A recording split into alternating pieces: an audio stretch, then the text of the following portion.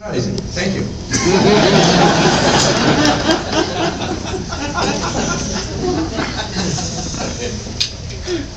Okay.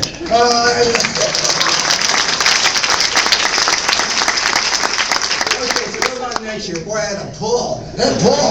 What about next year? Well, next year, first of all, what did we look at? Well, again, we have this great advisory group. I really want to say that the advisory group that we met with, how many of you here today? How many are members of the advisory group? Please raise your hands. That's some of them, yes.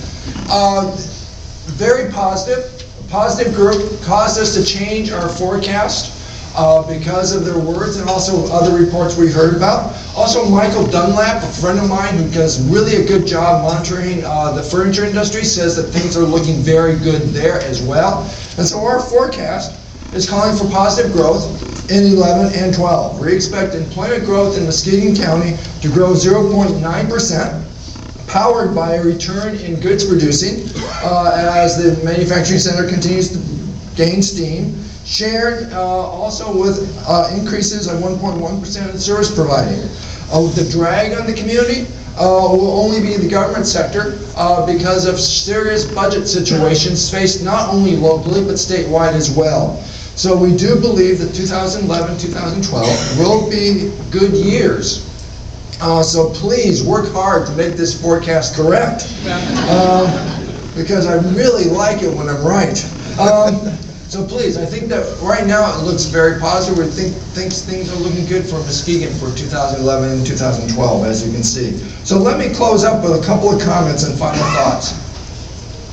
First of all, I want to get back to job creation, and I really think that I really hope that you took John's words for heart, because I think job creation is really key. We always will lose jobs. As a matter of fact, all areas, Silicon Valley, New Mexico, Kentucky, Tennessee, Maine, I don't know about Maine, but most communities all lose jobs at about the same rate. The difference between fast-growing communities and slow-growing communities is job generation. And job generation, it really depends on new products and new services being out there. But then I still also talk about the serious migration and then those low achievement levels of young people. Okay, like I said, usually when I give you employment numbers, I give you employment numbers that show what net change is. This has been net change in employment for Muskegon. You know, it's up, it's down, it's all around. It's been down lately, as you can imagine. And so that doesn't tell us a whole lot. If we were able, now we are, to separate that from job creation.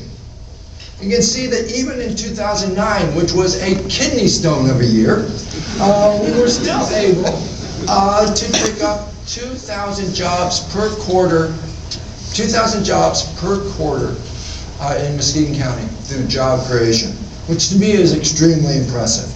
So it's really important to keep that job creation going for new firms, for existing firms, to branch out into new markets with new design, new innovation, and really try to take share from others. Now, what's going to be a barrier to that?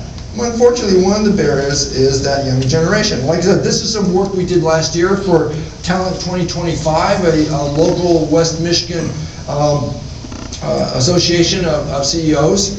And this is the same numbers I showed you before, bachelor's degrees, and showing that for West Michigan, which includes Grand Rapids and Holland as well, there's a challenge here. And indeed, we need to, if we were going to fix this, we would need about another 3,500 individuals of 25 to 34-year-olds to just get even with the 35 to 44-year-olds. Now, you might say that maybe we're different. Maybe we just need associate's degrees, which I really like.